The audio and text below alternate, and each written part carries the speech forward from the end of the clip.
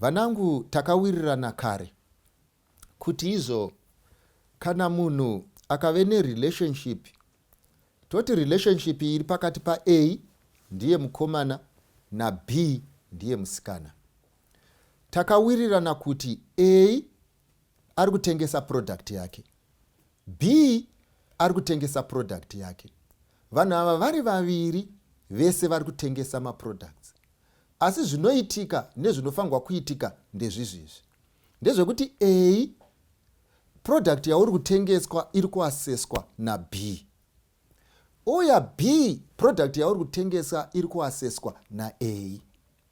Saka zvinofanirwa kunge zvichiitika ndezvinoti, as you move in a relationship, if you realize kuti munhu wauri kudhila naye ari kudhilika naye pastage yekutanga, this is the only time when you should improve your product, kuti uone kuti mutengi anogona kuita up game rake here. When you operate on level 2, this is the time when you have to up your product to level 3, kuti uone futi kuti mutengi anogona kuitawo up his or her own game to level 3 here.